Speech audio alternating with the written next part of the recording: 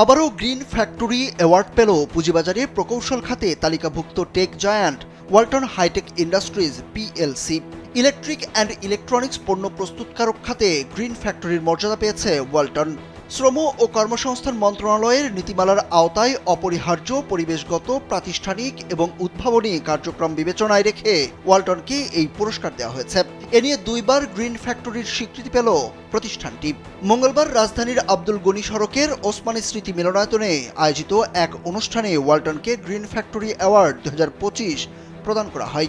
অনুষ্ঠানের প্রধান অতিথি শ্রম ও কর্মসংস্থান মন্ত্রণালয় এবং নৌ পরিবহন মন্ত্রণালয়ের উপদেষ্টা ব্রিগেডিয়ার জেনারেল অবসরপ্রাপ্ত ডক্টর এম শাকাওয়াত হোসেনের কাছ থেকে গ্রিন ফ্যাক্টরি অ্যাওয়ার্ডের কেস্ট ও সনদ গ্রহণ করেন ওয়ালটন হাইটেক ইন্ডাস্ট্রিজের additional managing director Mohammad Yusuf Ali. এ সময় বিশেষ অতিথি হিসাবে উপস্থিত ছিলেন শ্রম এবং গৃহায়ন ও গণপূর্ত মন্ত্রণালয়ের উপদেষ্টা আদিলুর রহমান খান।